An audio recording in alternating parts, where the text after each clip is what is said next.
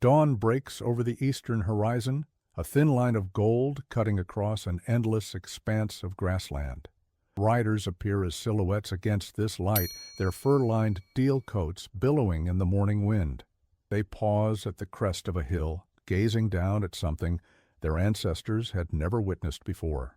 Long, sleek wooden vessels with dragon-headed prows gliding up the wide river that cuts through their ancestral lands. The nomadic peoples of the Eurasian steppes would come to know these strangers as the Rus, warriors and merchants from the north whose distinctive ships would forever change the trading networks of the East. The moment of first contact between these radically different cultures would echo through centuries, creating ripples that would shape the destiny of Eastern Europe and beyond. Before we begin this journey into the Viking Age, tell me in the comments, where are you watching from? It's always fascinating to see our community of history lovers spread across the world. And if you're new here, don't forget to subscribe and enable notifications. Every subscription helps us keep exploring the real stories behind the legends. Now, let's begin. The world of the 9th century was one of distinct spheres, separate civilizations developing along their own paths with only occasional interaction. To the east lay the vast expanse of the Eurasian steppe, home to nomadic peoples who had mastered the art of horse riding and warfare across endless grasslands. Their mobile lifestyle allowed them to control vast territories, moving with the seasons and living in harmony with the harsh landscape. These peoples, Turkic tribes, Khazars, Pechenegs, and others, had established intricate trade networks connecting China to the west, but they remained relatively isolated from northern European influences. Their society was organized around tribal confederations, with power concentrated in the hands of khans who maintained authority through a combination of military prowess, redistribution of wealth, and claims to divine favor. The steppe dwellers lived in a world defined by movement. Their homes, round felt tents called yurts or gurs, could be dismantled and transported on horseback or wagons when the tribe needed to relocate to fresh pastures. Their diet consisted primarily of dairy products and meat from their herds, supplemented by traded grain when available. Horses were not merely transportation, but central to their cultural identity. Children learned to ride almost as soon as they could walk, and a man without a horse was scarcely considered a man at all. Their religious beliefs centered around shamanism, with spiritual leaders who could supposedly travel between worlds to communicate with ancestors and spirits that inhabited every aspect of the natural world. To the north and west, a different world existed. Scandinavia, in the early Middle Ages, was experiencing population pressure and social change. The Norse peoples of what is now Denmark, Norway, and Sweden had developed sophisticated shipbuilding techniques and a warrior culture that was about to explode outward across Europe. Climate shifts had made farming more difficult in their homeland, while political consolidation under ambitious kings meant fewer opportunities for ambitious men to gain wealth and status at home. Recent archaeological evidence from settlements like Ribe in Denmark and Kaupang in Norway reveals communities on the cusp of transformation, their material culture showing increasing contact with continental Europe even before the formal beginning of the Viking Age, traditionally marked by the raid on Lindisfarne in 793 CE. The geography of Scandinavia itself had shaped Norse culture in profound ways. The deeply indented coastlines of Norway, with fjords reaching far inland, meant that travel by water was often more practical than by land. The challenges of farming in this rocky, forested landscape with a short growing season created communities accustomed to supplementing agriculture with fishing, hunting, and eventually raiding and trading abroad. Denmark, with its more fertile land and strategic position controlling access to the Baltic Sea, developed differently from the more rugged Norway and Sweden, but all shared a maritime orientation that would prove crucial to their expansion. The stage was set for one of history's most remarkable periods of expansion, a time when Norse ships would appear on rivers and coastlines from Ireland to Constantinople, bringing terror to some communities and trade opportunities to others. The catalyst for this explosion outward was a combination of factors: environmental pressures, political changes, technological innovations, and perhaps most importantly, the development of the longship, a vessel that would revolutionize maritime travel in the Northern Hemisphere. The Norse peoples had lived for generations in a harsh landscape of fjords, mountains, and forests. Their society was hierarchical, yet contained democratic elements. At the bottom were thralls, slaves captured in raids or purchased through trade. These unfortunate individuals had few rights and could be bought and sold like livestock, though some evidence suggests they could occasionally earn their freedom through exceptional service or by saving to purchase their liberty. Above them were the carls, free farmers who owned land and could speak at the thing, a local assembly where disputes were settled and laws enacted. These farmers formed the backbone of Norse society, providing both the agricultural surplus that sustained the community and the fighting men who crewed raiding vessels. At the top stood the jarls, aristocratic leaders who commanded respect through their wealth, martial prowess, and connections to the gods. Social mobility existed within this system. A successful carl might accumulate enough wealth through trade or raiding to rise in status, while a jarl who failed to maintain his reputation could see his influence diminish. Women, while lacking formal political power, exercised considerable authority within the household and controlled property through dowry and inheritance systems. Archaeological evidence from female graves containing keys symbolizing household authority, along with saga references to formidable women managing estates during their husbands' absences, suggests a more complex gender dynamic than the purely male-dominated society often portrayed in popular culture. The Norse believed in a complex mythology centered around deities like Odin, Thor, and Freya, who embodied the values of courage, strength, and cunning so prized in their culture. Odin, the All-Father, was associated with wisdom, poetry, and battle frenzy. Thor, with his mighty hammer Mjolnir, represented strength and protection against chaos. Freya governed aspects of fertility, battle, and death. These gods were not distant, perfect beings, but flawed characters whose stories taught important cultural lessons about honor, fate, and the inevitable limitations of even divine power. Their religious beliefs shaped their worldview in profound ways. The Norse saw life as a constant struggle against chaos and darkness, symbolized by the approaching Ragnarok, the twilight of the gods. A warrior's greatest honor was to die in battle, securing passage to Valhalla, Odin's great hall, where the chosen slain would feast until called upon to fight alongside the gods in the final battle. Those who died of old age or disease faced a bleaker afterlife in the misty realm of hell. This belief system created a culture that did not fear death, but instead sought to achieve glory and renown that would outlive one's mortal existence. The skalds, poet-historians, preserved these tales in complex verse that would later be recorded in sagas, giving us glimpses into the Norse worldview. Religious practices varied across Scandinavia, but typically centered around sacred groves, bodies of water, or temple structures called hofs, where sacrifices were offered to the gods. Adam of Bremen's account of the temple at Uppsala in Sweden describes idols of Odin, Thor, and Freyr displayed together with animal and occasionally human sacrifices hanging from surrounding trees. While Christian commentators likely exaggerated the frequency of human sacrifice, archaeological evidence from sites like Tissø in Denmark confirms that ritual killings did occur during major religious festivals, particularly in times of crisis when the gods' favor seemed most needed. But perhaps no technological innovation was more significant to Viking expansion than their ships. The longship represented the pinnacle of early medieval shipbuilding technology. Constructed using the clinker build method, where overlapping wooden planks were riveted together, these vessels combined strength with remarkable flexibility. The planks were split rather than sawn, following the grain of the wood to create lighter, stronger components. Their shallow draft allowed them to navigate both open seas and shallow rivers, while their symmetrical design meant they could reverse direction without turning around, a crucial advantage in narrow waterways.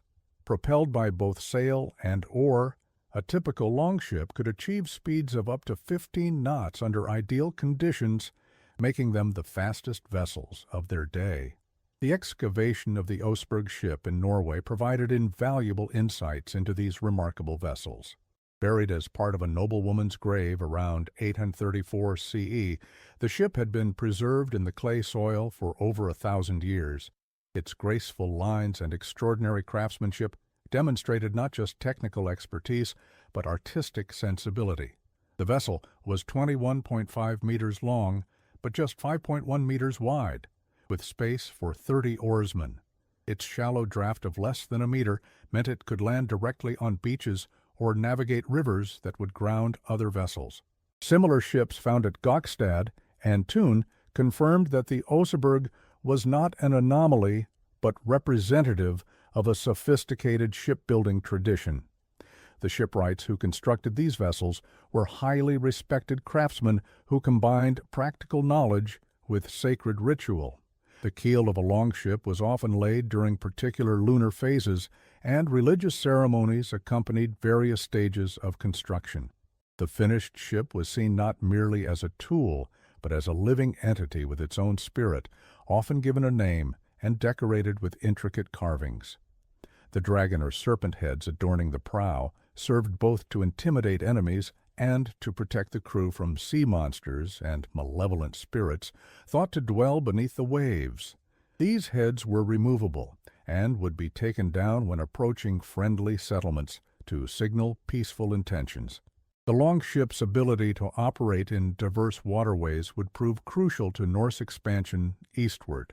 Earlier maritime traditions had typically specialized in either open sea navigation or river travel, but the Norse vessels could transition seamlessly between these environments. This versatility allowed Viking crews to exploit a vulnerability in the defense systems of settled regions. Fortifications were typically concentrated at predictable landing points, but longships could make landfall almost anywhere along a coastline, bypassing established defenses.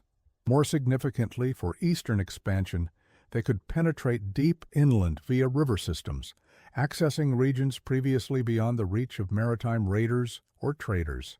Armed with these remarkable vessels, the Norse began to venture eastward, following river systems that would eventually connect them to the vast trading networks of the Byzantine Empire, the Abbasid Caliphate, and beyond. Unlike their western raids on England, Ireland, and Francia, the eastern expansion was primarily driven by commercial interests. The Volga and Dnieper rivers became highways for Norse merchants seeking silver, spices, silk, and other luxury goods that commanded high prices back home.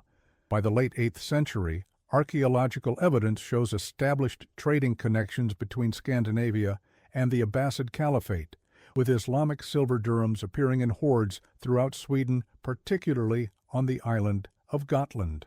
The voyage east was arduous, requiring both maritime and riverine navigation skills.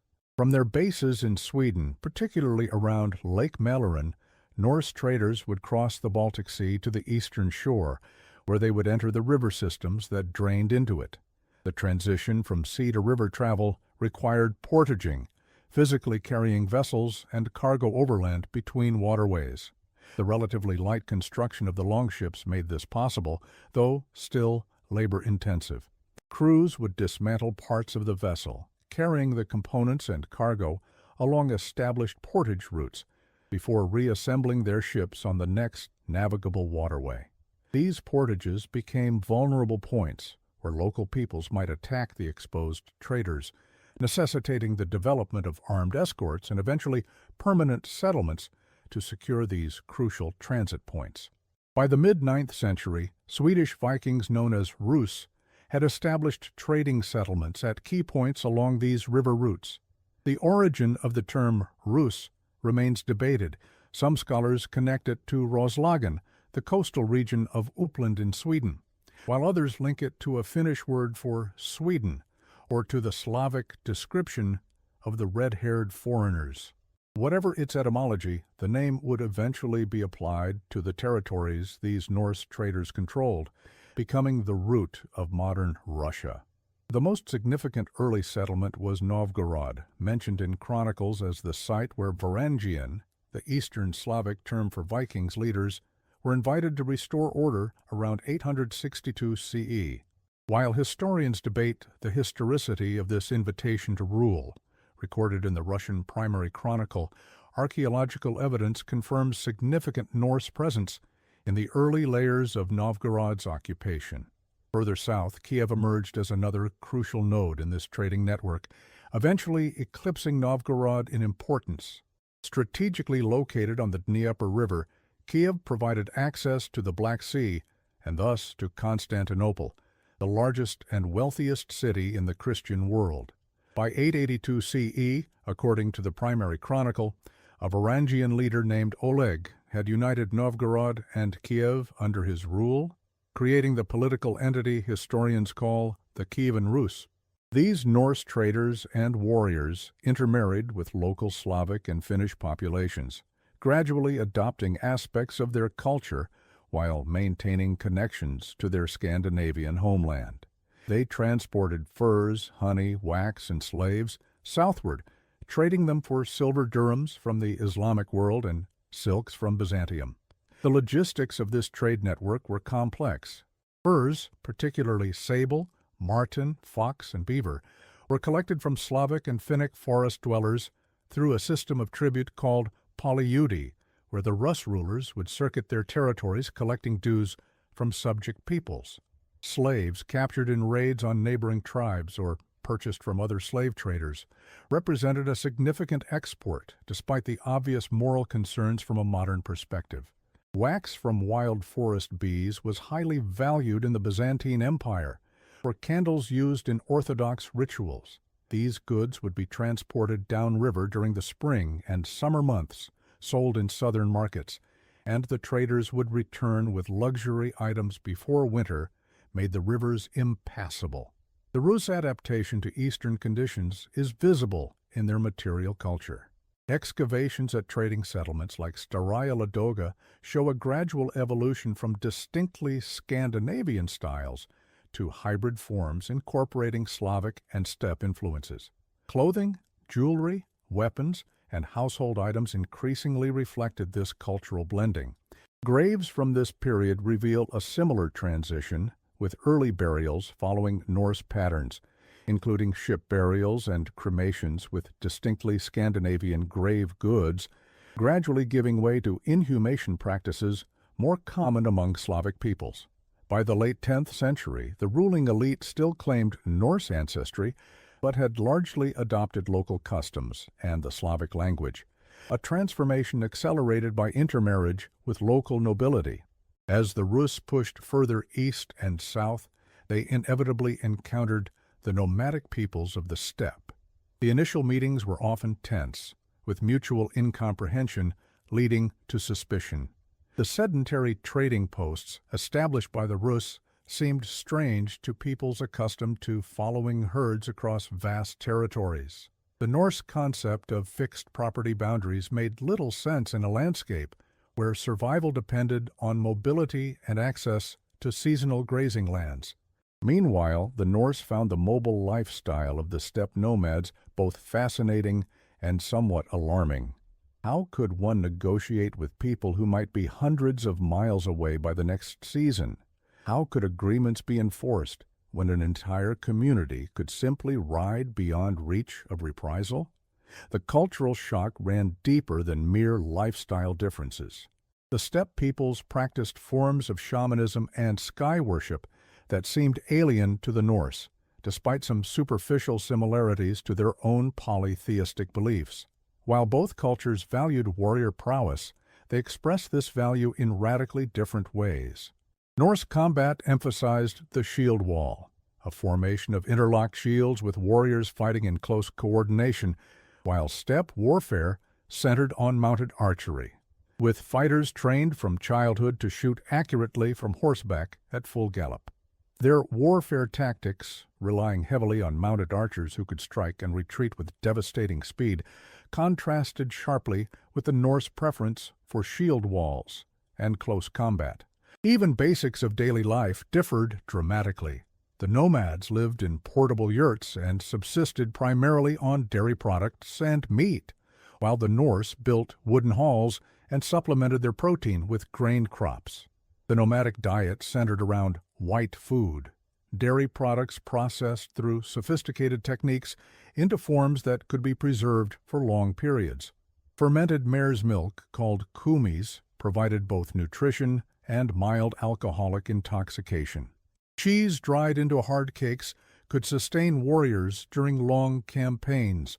The Norse, accustomed to a more varied diet, including substantial quantities of grain, fish, and vegetables, found the steppe diet monotonous and lacking. Similarly, the steppe peoples viewed Norse agricultural practices as unnecessarily labor-intensive when one could simply follow herds to fresh pasture. Yet within this clash of cultures lay opportunity. The Khazars, a Turkic people who controlled much of the lower Volga region, had established a powerful khaganate that maintained strategic neutrality between the Byzantine Empire and the Abbasid Caliphate. Unlike many of their neighbors, the Khazars had developed a mixed economy combining nomadic pastoralism with agriculture and urban trading centers. Most remarkably, their ruling elite had adopted Judaism as their state religion sometime in the 8th century, creating a unique cultural identity that fascinated foreign visitors. The Khazar capital at Atil, near the Volga Delta, became a cosmopolitan center where Muslims, Christians, Jews, and pagans coexisted under the authority of the Khazar Bek, military leader, and Khagan, spiritual leader. The Khazars initially viewed the Norse intrusion with suspicion, but soon recognized the economic benefits of allowing these northern traders access to their markets. Archaeological excavations at Sarkal, a Khazar fortress on the Don River, have revealed Norse artifacts alongside Turkic, Islamic, and Byzantine goods, testifying to the cosmopolitan nature of this trading hub. Sarkal itself represented a response to changing geopolitical conditions. Built with Byzantine engineering assistance around 830–840 CE, the fortress served both to control river traffic and to defend against emerging threats from the north, including potentially the Rus themselves. The white stone fortress, Sarkel translates as White House, stood as a physical embodiment of Khazar adaptation to the new commercial and political realities introduced by Norse expansion. Further east, the Volga Bulgars had established another trading state where Norse merchants sought access to silver from the Islamic world. Centered around the city of Bulgar, near the confluence of the Volga and Kama rivers, this Turkic state had converted to Islam in the early 10th century, strengthening its commercial ties to Central Asia and Persia. The Rus navigated complex cultural and religious differences to maintain trading relationships with these diverse partners, demonstrating a pragmatism that contrasted with their more aggressive approach in the West. An Arab diplomat named Ibn Fadlan provided our most detailed account of the Rus in this period. Traveling as part of an embassy to the Volga Bulgars in 921–922 CE, he encountered Norse traders and left a vivid, if sometimes disapproving, description of their customs. He noted their impressive physical appearance, tall, blond, and heavily tattooed, but was repelled by what he considered their lack of hygiene and crude manners. "They are the filthiest of God's creatures," he wrote, describing their communal washing bowl where men would spit, blow their noses, and wash without changing the water. He observed their trading practices, religious rituals, and social hierarchies, with the keen eye of an outsider trying to comprehend a radically different culture. His account of a chieftain's funeral stands as one of our most important primary sources on Norse ritual practices abroad. Ibn Fadlan described in detail how the deceased leader was first placed in a temporary grave while preparations were made for the ceremony. His possessions were divided, with 1/3 going to his family, 1/3 covering the funeral expenses, and 1/3 purchasing alcohol for the celebration. A slave girl volunteered to join her master in death, spending her final days drinking and singing before being ritually sacrificed. The chieftain's body was placed in a ship on land, surrounded by food, weapons, and sacrificed animals. The slave girl was taken to a structure resembling a doorframe, lifted 3 times to see visions of the afterlife, then led to the ship where she was killed by an old woman called the Angel of Death and a group of men. The ship was then set ablaze, and a mound raised over the ashes. While some scholars have questioned whether Ibn Fadlan embellished his account for dramatic effect, archaeological evidence of ship burials containing sacrificed animals and occasionally humans lends credence to his description. The material record confirms and expands upon these written accounts. Excavations at trading posts along the Volga and Dnieper have yielded thousands of Islamic silver coins, often cut into pieces to serve as standardized weights in transactions. These hoards, many found back in Scandinavia, demonstrate the volume and importance of this Eastern trade. A particularly remarkable example is the Spillings hoard discovered on Gotland, Sweden in 1999, containing over 14,000 coins, primarily from Central Asia and the Middle East, along with silver jewelry and ingots. Dated to the 9th century, this treasure represents the largest Viking silver hoard ever found and testifies to the wealth flowing north through the eastern trade routes. Norse weapons and ornaments adopting steppe artistic motifs show the cultural exchange flowing in both directions. Sword hilts combining Scandinavian forms with Eastern decorative elements have been found in graves throughout the Rus territories. Similarly, items of horse equipment, not typically significant in Scandinavian contexts, became increasingly important status symbols for Rus elites, as they adapted to operating in regions where mounted mobility conveyed both practical and symbolic power. At Gnezdovo, near modern Smolensk, archaeologists have uncovered a major trading center where Norse, Slavic, and steppe influences mingled to create new artistic forms and technologies. This site, with over 3,000 burial mounds and extensive settlement remains, serves as a physical testament to the cultural hybridization that characterized the Rus experience. The dynamics of this cultural exchange were complex and multidirectional. The Norse did not simply impose their culture on the peoples they encountered, nor did they completely abandon their own traditions in favor of local customs. Instead, a process of selective adaptation occurred, with the Rus incorporating elements from various cultures that enhanced their ability to operate successfully in this diverse environment. From the Slavs, they adopted agricultural techniques better suited to the Eastern European climate and linguistic elements that facilitated communication with local populations. From the steppe peoples, they learned diplomatic protocols for dealing with nomadic groups and military tactics appropriate for the open landscapes of the region. This pragmatic approach to cultural borrowing allowed the Rus to maintain their position as intermediaries between different worlds. As the Rus trading network expanded, it inevitably attracted attention from powers seeking to control these valuable routes. The Byzantines alternatively courted and confronted the Norse, signing treaties that granted them trading privileges while attempting to limit their military capabilities. The famous Nestor Chronicle records that in 907, a Rus leader named Oleg led a fleet to Constantinople, and in a dramatic gesture had his ships fitted with wheels and pulled across land when the Byzantines blocked the harbor with chains.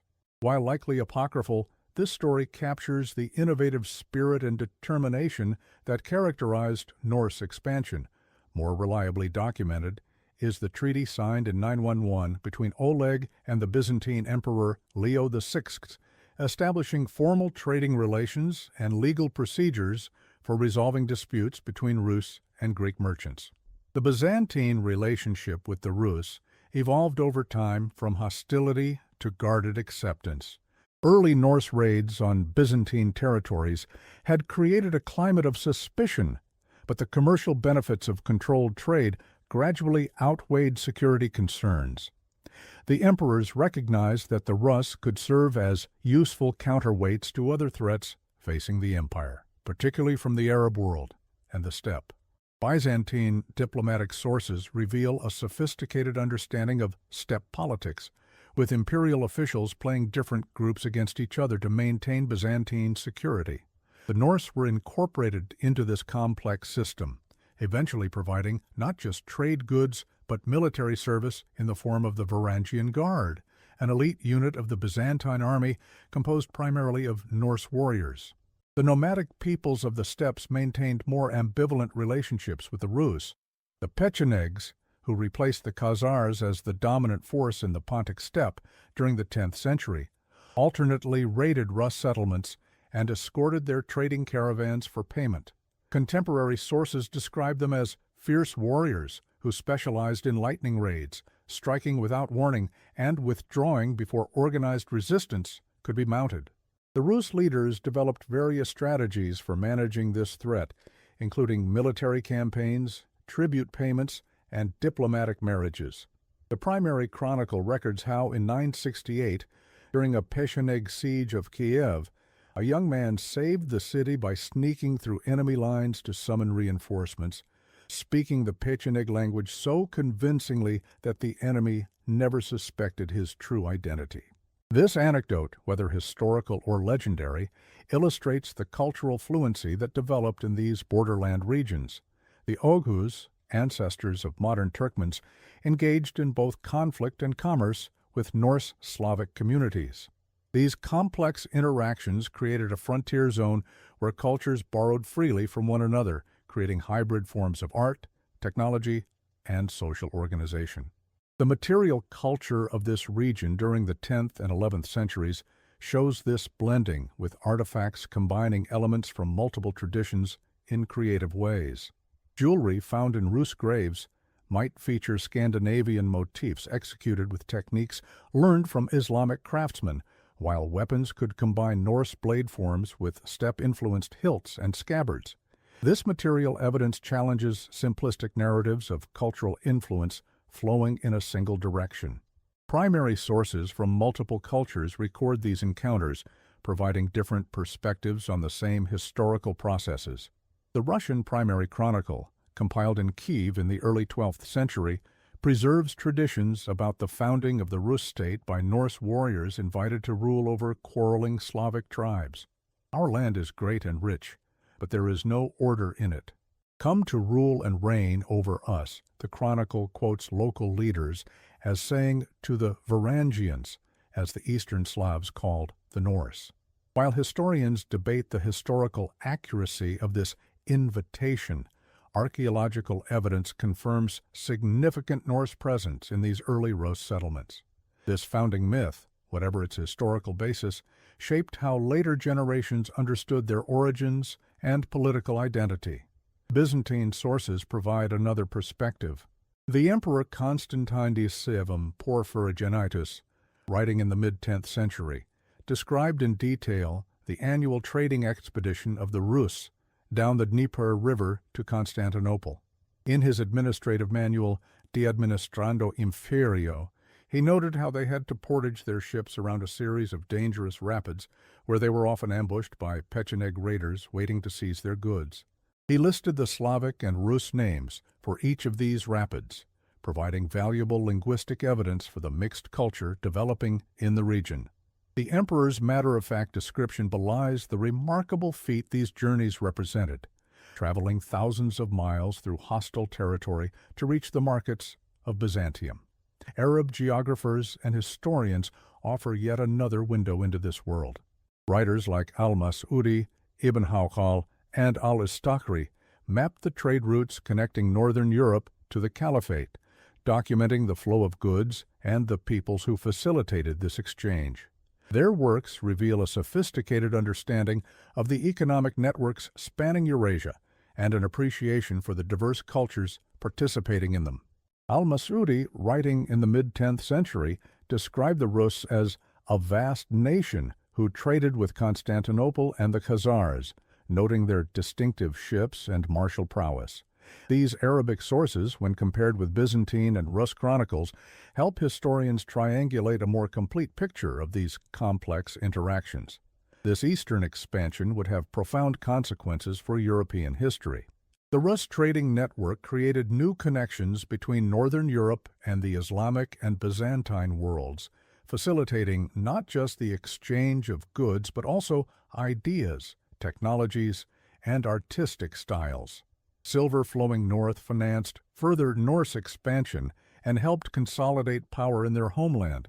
Archaeological evidence from Scandinavia shows how this wealth transformed local societies, enabling ambitious leaders to build larger ships, reward followers, and expand their influence. Artifacts from the Islamic world found in Norse contexts, not just coins but also glass vessels, textiles, and decorative objects, demonstrate how Eastern luxury goods became important status symbols in Northern European society. Most significantly, the gradual transformation of Norse traders and warriors into the ruling elite of the Kievan Rus laid the foundation for the first East Slavic state, a precursor to modern Russia, Ukraine, and Belarus. This state would develop its own distinctive cultural synthesis, drawing on Scandinavian, Slavic, Byzantine, and steppe traditions to create something new. The Rus rulers maintained trading connections that linked the Baltic to the Black and Caspian Seas, positioning themselves as crucial intermediaries in the medieval world economy. Their control of key river routes gave them significant influence, allowing them to extract tribute from subject peoples and taxes from merchants passing through their territories. By the late 10th century, the character of this Norse Slavic realm was changing. Under Vladimir the Great, grandson of the legendary Norse princess Olga, the Kievan Rus adopted Orthodox Christianity from Byzantium, beginning a process of cultural reorientation away from their Scandinavian roots. The conversion was as much political as spiritual, aligning the Rus with the prestigious Byzantine Empire while distancing them from their pagan past. The primary chronicle describes how Vladimir sent emissaries to investigate different religions, including Islam, Western Christianity, Judaism, and Eastern Orthodoxy. The delegates returned most impressed by the splendor of Byzantine worship in the Hagia Sophia, reporting that we knew not whether we were in heaven or on earth, for on earth there is no such splendor or beauty, and we are at a loss to describe it. Whether this account is literal truth or later justification, Vladimir's decision to accept baptism from Constantinople in 988 CE marked a pivotal moment in Eastern European history. Archaeological evidence from this period shows rapid changes in burial practices and material culture, as Christian symbols replaced Norse pagan imagery. Excavations at urban sites like Kiev reveal the construction of stone churches following Byzantine architectural models, physically transforming the landscape in ways that reflected the new religious orientation. Literacy, previously limited primarily to runic inscriptions for magical or commemorative purposes, expanded with the adoption of the Cyrillic alphabet, allowing for administrative documents, religious texts, and eventually the chronicles that would preserve the Rus' understanding of their own history. The timing of this transformation was fortunate for the Rus as the Viking Age was drawing to a close. Back in Scandinavia, the consolidation of power under Christian kings in Denmark, Norway, and Sweden diminished the opportunities for independent raiding and trading ventures that had fueled the Norse diaspora. The conversion of these kingdoms to Christianity in the late 10th and early 11th centuries further reduced the cultural distinctions that had once separated the Norse from other European peoples. The flow of warriors and merchants from the north slowed to a trickle, leaving the Rus elite increasingly dependent on local Slavic support. By the time Yaroslav the Wise ruled Kiev in the mid-11th century, the Norse character of the ruling dynasty had been largely subsumed into a new Slavic identity. Yaroslav's reign, 1019–1054 CE, represented the zenith of Kievan power and prosperity. His court combined Scandinavian military traditions with Byzantine cultural influences and Slavic political practices. He maintained the commercial networks established by his predecessors while strengthening the state's administrative structures. The construction of St. Sophia Cathedral in Kiev, modeled on its namesake in Constantinople, but adapted to local conditions, symbolized this cultural synthesis. Under Yaroslav's rule, the first legal code of the Rus, the Russkaya Pravda, was compiled, revealing the evolution of a legal system that combined Norse elements, like vergild, compensation payments for injury or death, with Slavic and Byzantine concepts. As the Kievan Rus flourished along the river routes pioneered by Norse traders, new powers were stirring in the eastern steppes. Turkic peoples were organizing into more cohesive federations, continuing the cycle of nomadic empire building that had characterized the region for centuries. The Cumans, also known as Kipchaks, replaced the Pechenegs as the dominant steppe power in the 11th century, establishing a confederacy that would both threaten and ally with the Rus principalities. These dynamics would culminate in the rise of the Mongol Empire under Genghis Khan in the early 13th century, long after the Norse influence in the region had faded. When Mongol armies reached the lands once ruled by the descendants of Norse traders in 1237-1240 CE, they encountered not Scandinavian warriors, but a fully formed Slavic civilization with its own distinctive character. The Mongol conquest would reshape Eastern Europe, with the Rus principalities subjected to varying degrees of control under what Western sources called the Golden Horde. Kiev was devastated, never to regain its former prominence, while northern centers like Moscow began their slow rise to power. Yet even in this new political reality, the trade routes established during the period of Norse-Slavic interaction continued to function, with the Mongols recognizing their economic value and generally facilitating commercial exchange within their vast empire. The cultural synthesis that had developed in the Kievan period provided a foundation for the emerging Russian identity that would eventually throw off Mongol domination and establish a new power in Eastern Europe. What lessons can we draw from this chapter of cross-cultural encounter? First, that innovation, in this case the Norse longship, can dramatically alter the geographical limitations that previously constrained human interaction.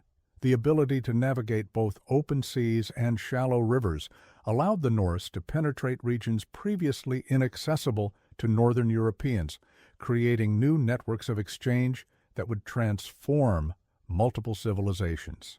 The longship represents a technological breakthrough comparable in its impact to other transportation innovations that have collapsed distance and connected previously isolated regions throughout human history. Second, that cultural contact, even when initially characterized by misunderstanding and conflict, often yields creative adaptations that benefit all parties. The synthesis of Norse, Slavic, and steppe traditions in the Kievan Rus produced a unique civilization that would leave an indelible mark on European history. This was not a simple case of conquerors imposing their culture on the conquered, nor of immigrants completely assimilating to their new environment, but rather a complex process of selective adaptation where elements from multiple traditions were combined in novel ways. The resulting cultural blend proved remarkably resilient, surviving the Mongol conquest and eventually forming the foundation for a new political entity that would become one of the world's great powers. Perhaps most significantly, this episode reminds us that human history rarely follows clean, linear narratives. The conventional division between East and West breaks down when we examine how Norse traders linked Scandinavia to Central Asia through their river expeditions. The boundaries between European and Asian identities prove fluid when we consider how readily the Norse adapted to life in the borderlands between these constructed categories. By recovering these complexities, we gain a richer understanding of our interconnected past and perhaps greater appreciation for the cultural exchanges that continue to shape our world today. The legacy of this Norse-Slavic interaction extends beyond politics into linguistics, art, and cultural identity. Modern Russian contains numerous words of Norse origin related to governance and commerce, while archaeological excavations continue to uncover evidence of Scandinavian influence in early urban centers. The distinctive architectural style that would later characterize Russian Orthodox churches combined Byzantine models with local adaptations, including elements that may trace back to Norse woodworking traditions. Even the dual-headed eagle that became a symbol of Russian imperial power has a complex lineage, adopted from Byzantium but resonating with earlier traditions of animal symbolism from both Norse and steppe cultures. In modern Russia, Ukraine, and Belarus, the Norse contribution to early state formation remains a sensitive topic, alternately emphasized or downplayed depending on prevailing political narratives. The so-called Normanist controversy, the historical debate over the extent of Scandinavian influence in the formation of the Rus state, has often been entangled with nationalist sentiments on all sides. Soviet historians typically minimized the role of the Norse, emphasizing instead the independent development of Slavic cultures, while post-Soviet scholarship has generally acknowledged the significant Scandinavian contribution while placing it within a broader context of multicultural interaction. Archaeological discoveries continue to refine our understanding of exactly how Norse and Slavic cultures interacted during this formative period. Excavations at trading centers like Staraya, Ladoga, Gnezdovo, and Timirevo have revealed patterns of settlement and commerce more complex than earlier historical models suggested. The material record shows not a simple story of conquest and assimilation, but a nuanced process of cultural exchange with regional variations. In some areas, Norse settlers maintained distinctive cultural practices for generations, while in others, they rapidly adopted local customs. This archaeological evidence helps balance the written sources, which often reflect elite perspectives and political agendas rather than the experiences of ordinary people. Meanwhile, the magnificent ships that made this expansion possible continue to capture the imagination, symbols of an age when innovative technology opened new horizons and brought previously isolated worlds into contact. Modern reconstructions of Viking vessels have demonstrated their remarkable seaworthiness and versatility, confirming the historical accounts of their capabilities. The discovery of new shipwrecks and the application of advanced archaeological techniques continue to enhance our understanding of how these vessels were built, sailed, and maintained. Beyond their practical significance, they retain a powerful symbolic resonance as embodiments of human ingenuity and the drive to explore beyond familiar boundaries. The ripples from those dragon-prowed vessels, slicing through the waters of Eastern Europe's rivers, continue to shape our world in ways both subtle and profound. The cultural exchange facilitated by Norse traders established patterns of interaction that would endure long after the Viking Age had passed. The states that eventually emerged from the Kievan Rus, Russia, Ukraine, and Belarus, each claim this heritage as part of their national story, interpreting it through different lenses, but recognizing its foundational importance. The trading networks established in this period foreshadowed later developments in global commerce, while the multicultural society that emerged in the Rus territories demonstrated the potential for diverse traditions to coexist and cross-fertilize. In the final analysis, perhaps the most enduring legacy of the Norse venture eastward is the reminder that human cultures are not static entities, but dynamic systems constantly reinventing themselves through interaction with others. The Norse who sailed their longships up the Volga and Dnieper were transformed by their encounters with Slavs, Byzantines, and steppe peoples, just as they in turn transformed the lands through which they passed. This mutual influence, far from diminishing either culture, created something new and vibrant that would enrich the tapestry of world civilization. In our own age of global connectivity and cultural exchange, we might do well to remember this lesson from the distant past. That from the meeting of different worlds can come not just conflict, but creativity, not just conquest, but collaboration.